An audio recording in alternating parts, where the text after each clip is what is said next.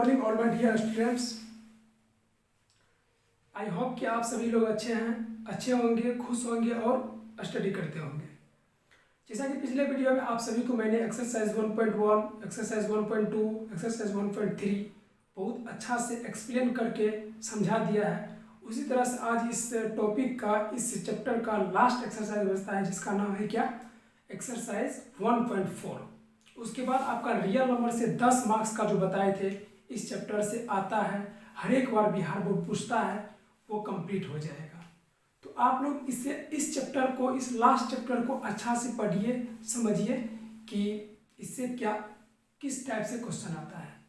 तो सबसे पहले मैं एक्सरसाइज स्टार्ट करने से पहले बता देता हूँ, इस चैप्टर से भी, मतलब इस एक्सरसाइज से भी आपको 2 मार्क्स का क्वेश्चन पूछता है।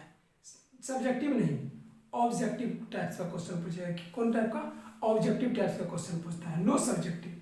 इससे सब्जेक्टिव क्वेश्चन नहीं पूछेगा, इसे जो है ऑब्जेक्टिव टाइप्स का क्वेश्चन आपसे 2 ऑब्जेक्टिव पूछेगा, 2 मार्क्स का, 2 नंबर का 2 ऑब्जेक्टिव पूछेगा। जिसका जो है आप लोग को एक बहुत ही अच्छा ट्रिक और एक अच्छा कंसेप्ट मैंने बोर्ड पे लिख दिया है। आप लोग उसे पकड़ लीजिए और उसे समझ जाइए, माइंड में एडजस्ट कर लीजिए। उसके बाद आपको 2 नंबर इस एक्सरसाइज से, एक्सरसाइज 1.4 से बोर्ड में आ जाएगा, बोर्ड के एग्जाम में।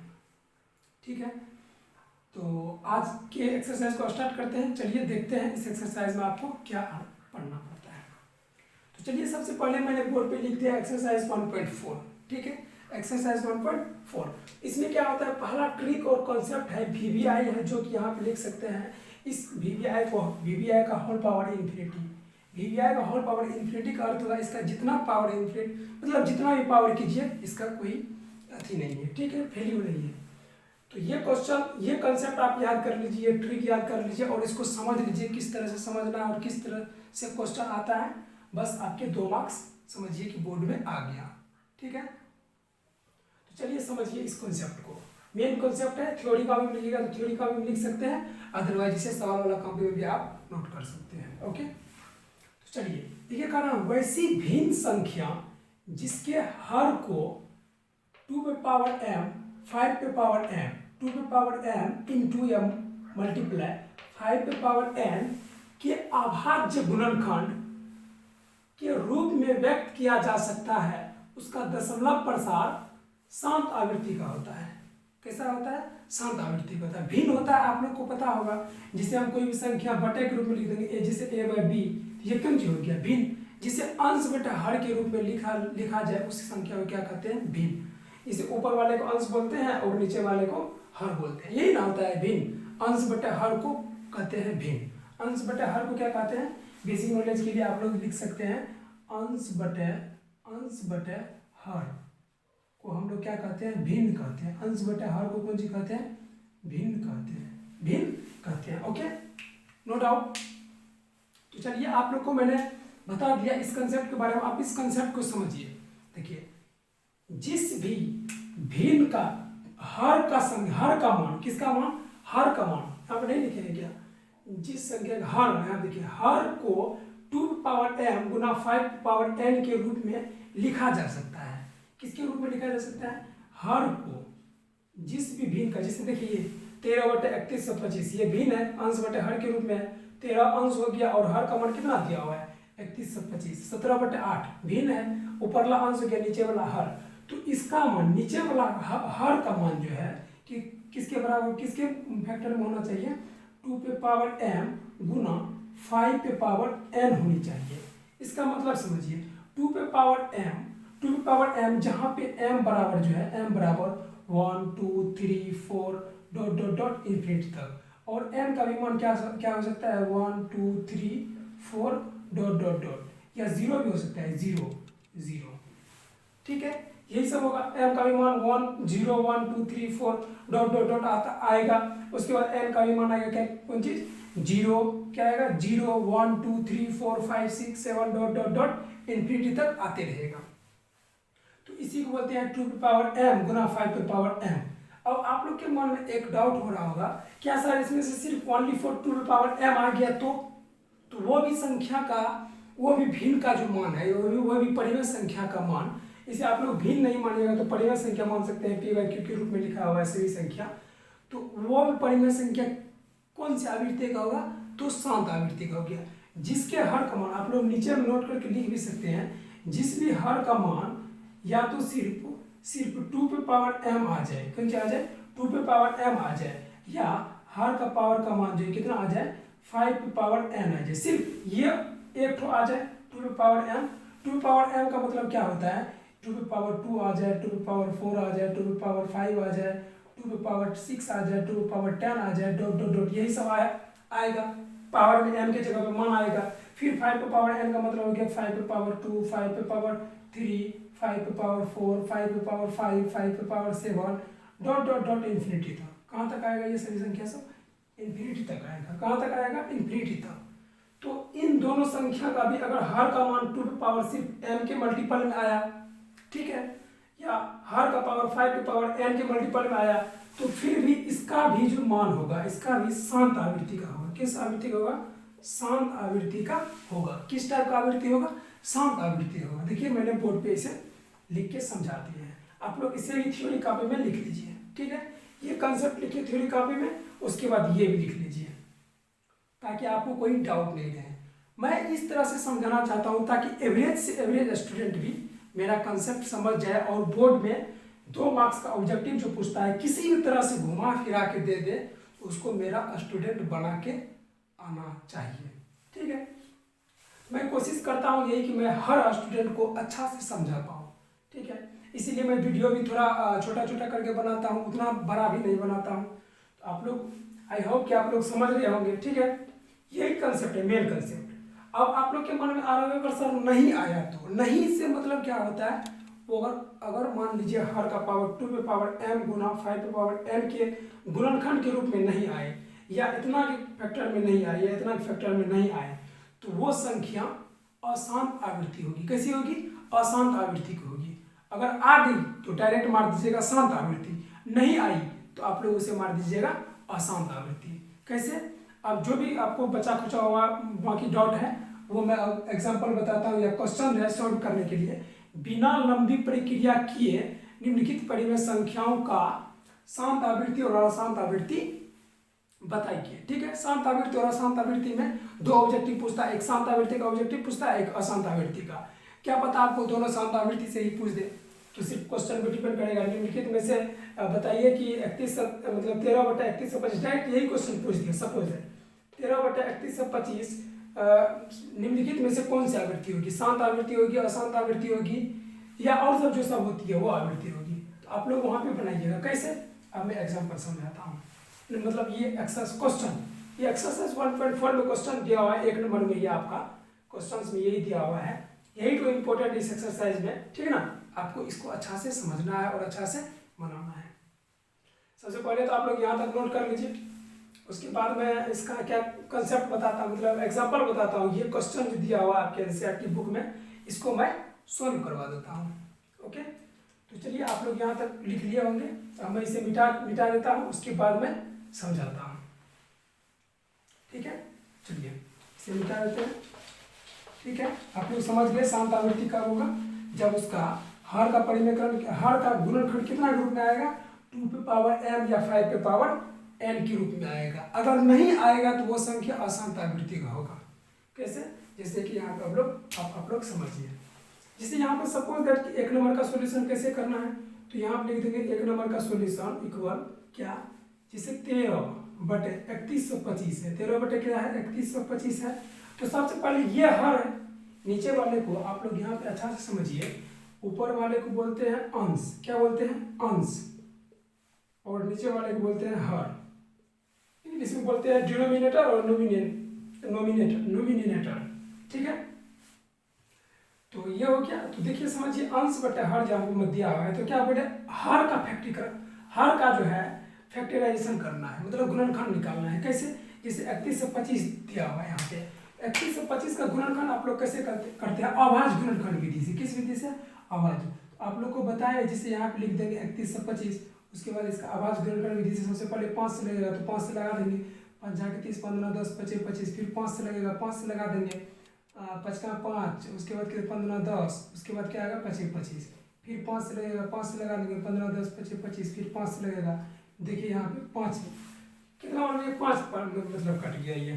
31 से 25 का अभाज्य गुणनखंड क्या हुआ, यहाँ पे लिखेंगे अतः 31 से 25 का गुणनखंड बराबर क्या लिखेंगे, 31 से 25 का अभाज्य गुणनखंड बराबर, कौन सा गुणनखंड बराबर, अभाज्य गुणनखंड बराबर, अभाज्य गुणनखंड बराबर क्या आया हमको आप ही लोग बताइए। 31 से 50 का अभाज्य गुणनखंड आया 1 5 2 5 1 2 3 4 5, 5 को 5 आया, ठीक है, 5 को 5 है। इसका गुणनखंड क्या है, 5 को 5 आया। यहाँ पे देखिए 1 2 3 4 5, यहाँ पर भी 1 2 3 4 5, 5 को 5 आया, यहाँ पे लिख दिया। उसके बाद आप ही लोग बताइए इस 5 को 5 के बदले में हम इसको लिख सकते हैं इस तरह से, या 5 पे पावर कितना 5 है, 5 को 5 है, 5 को 5 है, कितना 5 है, 5 5 है, तो 5 का पावर जितना 5 रहेगा उतना पावर 5 दे देंगे। 5 को 5 था तो 5 को पावर 5 दे दिए। मान लीजिए 6 को 5 रहता, कितना 5 रहता, 6 5 रहता, तो मान लीजिए 5 की संख्या कितना रहता है 6, तो पावर कितना दे देते 6। मान लीजिए एक और 5 रहता है, मान लीजिए सपोज दैट कि यहाँ पे भी, और फिर से एक 5 से भगा दे देते, कितना 5 हो गया, 1 2 3 4 5 6, 6 5 हो गया तो 5 पावर 6 हो जाता। लेकिन ऐसा दिया हुआ नहीं है, आप लोग को यहीं तक दिया हुआ है, तो इसलिए मैं यहीं तक सोल्व कराता हूँ।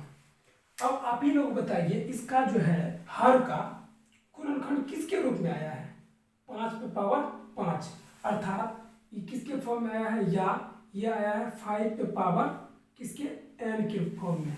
हम क्या बोले थे, जब 5 पे पावर n के फॉर्म में आएगा तो वो संख्या कैसी आवृत्ति होगी, शांत आवृत्ति होगी। 5 पे पावर n आए या 2 पे पावर m आए या 5 पे पावर n आए या 2 पे पावर m गुना 5 पे पावर n आए, तो ये सभी संख्या की आवृत्ति कैसी होगी, शांत आवृत्ति होगी। कौन सी आवृत्ति होगी, शांत आवृत्ति होगी। समझा दिए। देखिए 5 पे पावर 5, सिर्फ 5 पे पावर 5 आया, तो इसका गुणनखंड किस तरह का आया है, इसका अभाज्य गुणनखंड किस तरह से आया है, तो 5 पे पावर 5 5 पे पावर n, अर्थात यह संख्या कौन सी होगी, शांत आवृत्ति होगी।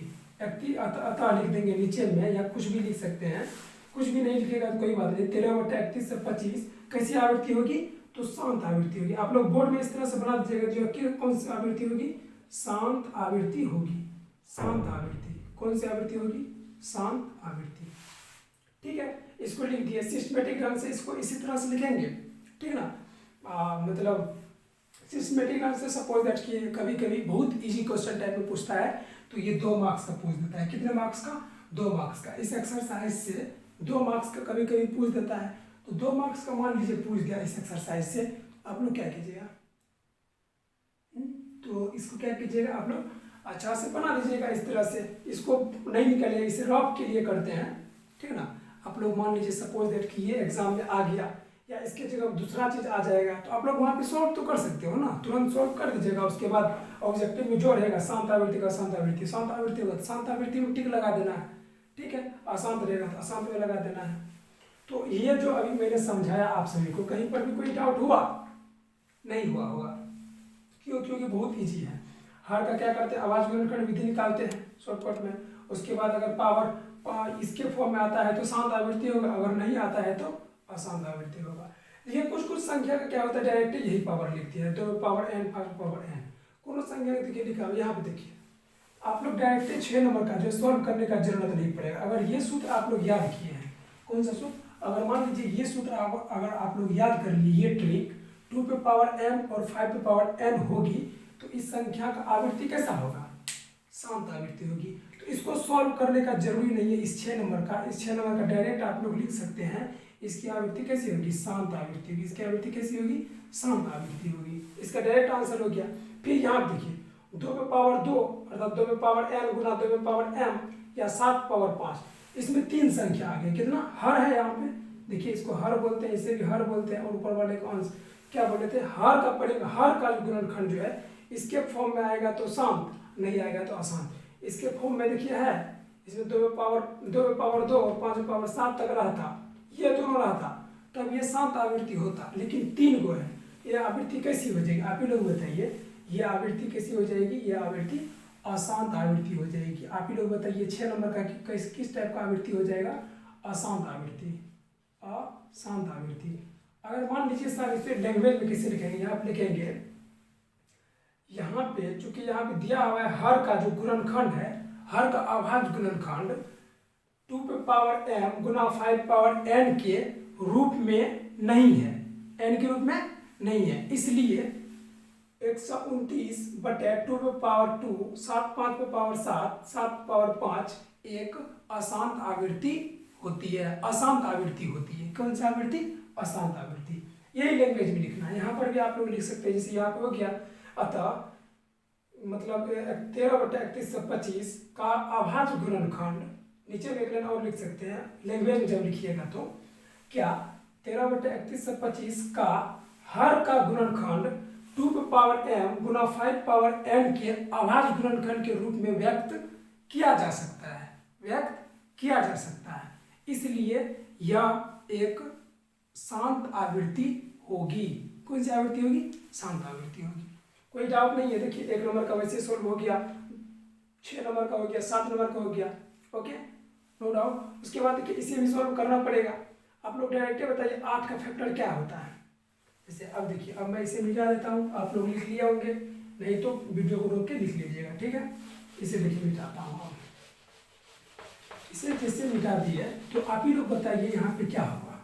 यहाँ पे अब देखिए 17/8 को जब आप लोग सॉल्व करोगे, जब क्या करोगे आप लोग इसका सॉल्यूशन करोगे 17/8, आप ही लोग बताओ यहाँ पे 8 का वर्गमूल क्या होगा, 8 का फैक्टर क्या होगा, 2 गुना 2 गुना 2, 2 का 2 दूना 4, 4 दूना 8, ठीक है। 8 का फैक्टर आ गया, तो बताइए किसके फॉर्म में है, 2 पे पावर कितना पावर है 3, तो यहाँ पे हो गया 3 पावर।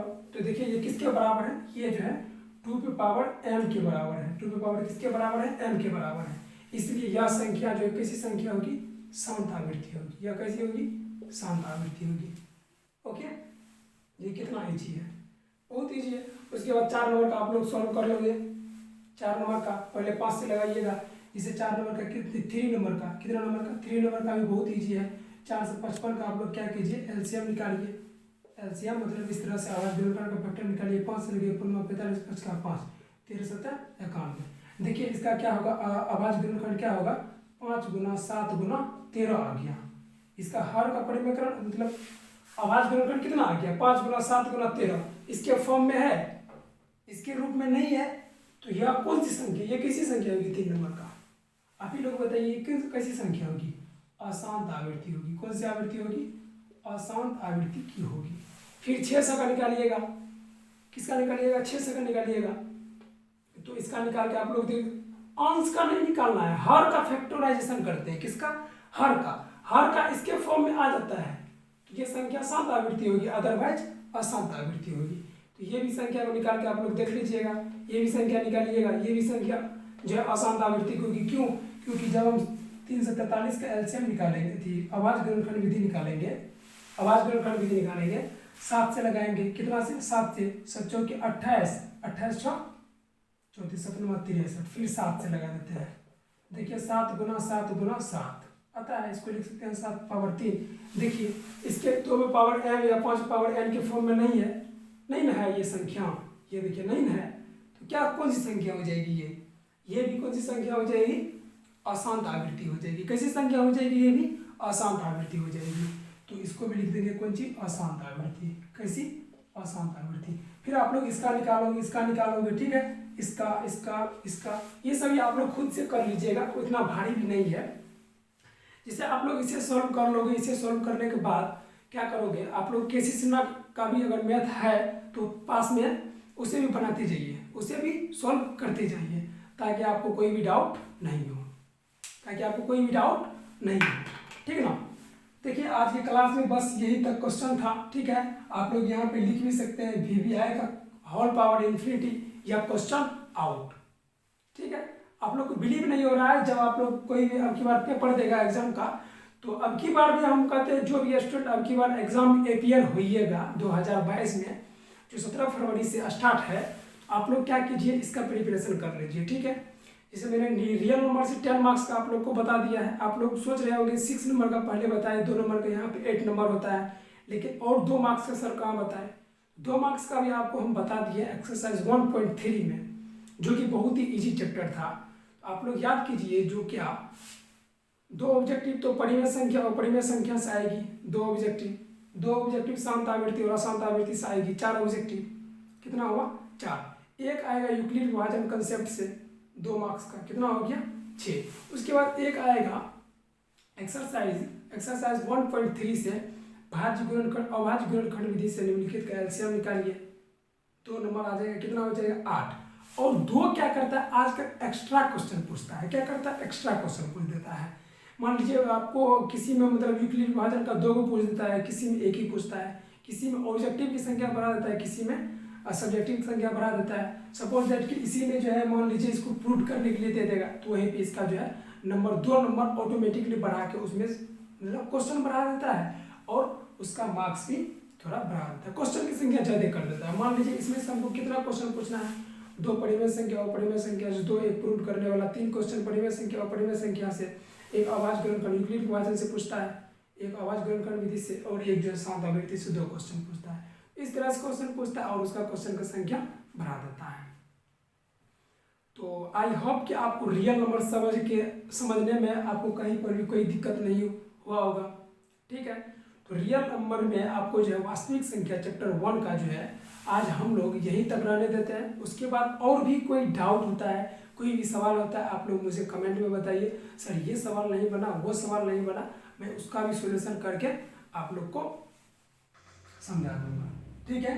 तो आई होप कि आपको इस टॉपिक में, इस चैप्टर में कहीं पर भी डाउट नहीं हुआ होगा, ठीक है। बहुत ही इजी चैप्टर है ये, रियल नंबर बहुत ही इजी था और इजीली पूर्वक आपको समझाया भी है। आप लोग विश्वास मानिए, अगर आप लोग मेरे से या कहीं और से पढ़ते हैं, खास करके मेरा यूट्यूब पे वीडियो फ्री में आता है, आपको कोई पैसा नहीं लगता है, आप लोग देखिए और मैथ में अच्छा से अच्छा स्कोर करके आइएगा, ये मेरा गारंटी है। और आप लोग जो है बस इतना कीजिए कि 2 कॉपी बना लीजिए, मैथ का थ्योरी का भी, मैथ का सवाल वाला कॉपी, और उसमें रेगुलर अटेंड कीजिए क्लास को, ठीक है। और देखिए मैं आपको बताते जाऊंगा जिस तरह से बताया, कहाँ से कहाँ तक, मतलब किस चैप्टर से और किस एक्सरसाइज और किस टॉपिक से क्वेश्चन उठाता है या पूछता है बोर्ड, उस टाइप का मैं सवाल पे ज़्यादा फोकस करूँगा, या 2-4 मिनट एक्स्ट्रा टाइम लेके उसको मैं समझाऊँगा, ओके। तो जैसे कि इस टॉपिक को मैंने बहुत इजी टॉपिक था वैसे बता देते, ये की ठो लिखा देते, कंसेप्ट ठो लिखा देते आपको, तो आप तुरंत लिख लेते, मतलब आपको कहीं पर भी कोई डाउट नहीं होता ये कंसेप्ट लिखाने पर, ये ठीक है। यही आपका ब्रह्मास्त्र हो गया, ठीक है, यही आपका ब्रह्मास्त्र हो गया। इस ब्रह्मास्त्र को अगर याद कर लेते हैं तो आपका एक भी नंबर नहीं छूटेगा। तो चलिए आपको रियल नंबर में यही तक रहने दीजिए, ठीक है। आगे मैं जिस चैप्टर को पढ़ाऊँगा या जिस टॉपिक को पढ़ाऊँगा उसके बारे में मैं पहले थ्योरी लिखा दूंगा, उसके बाद में नेक्स्ट चैप्टर या टॉपिक स्टार्ट करूँगा। बस आप लोग इसका रिवीजन कर लीजिए, जिस चैप्टर को बोले हैं ज़्यादा पढ़ने के लिए, जिस सवाल को बोले हैं प्रैक्टिस करने के लिए, उसे प्रैक्टिस करते रहिए। सप्ताह, 15 दिन, महीना दिन पे प्रैक्टिस करते रहना है, ओके। तो चलिए आज के लिए यही तक रहने देते हैं। आज ये एक्सरसाइज 1.4 भी आपको ख़त्म कर दिया है। बस आप लोग क्या कीजिए, इसे रिवीजन करते रहिए। आप लोग से रिक्वेस्ट है ये मेरा, जो आप लोग अच्छा से रिवीजन कीजिए, अच्छा से पढ़िए और अच्छा से अच्छा स्कोर मैथ में कीजिए, ठीक है। आई होप कि आपको मेरा सारा बात समझ में आ रहा होगा, कहीं पर भी कोई डाउट नहीं आ रहा होगा, ठीक है ना। तो चलिए आज के क्लास को यहीं तक रहने देते हैं। आगे नेक्स्ट टॉपिक को स्टार्ट करेंगे, न्यू चैप्टर स्टार्ट होगा। आप लोग क्या कीजिए, मतलब जितना भी बच्चा न्यू बच्चा है उससे क्या कीजिए, उसे मेरा वीडियो शेयर कीजिए, ताकि मतलब वो भी पढ़ पाए। और आप लोग को अच्छा लगता है कि नहीं सर अच्छा पढ़ाते हैं, तो क्या कीजिए आप लोग दूसरे बच्चा को भी क्या कीजिए, उसे मेरा वीडियो को शेयर कीजिए, ठीक है। और मेरा यही रिक्वेस्ट है आप लोग से, और कोई भी नहीं है, ठीक है। बस आज की क्लास को यहीं तक रहने देते हैं, ठीक है। आगे नेक्स्ट चैप्टर में समझेंगे। Thank you so much.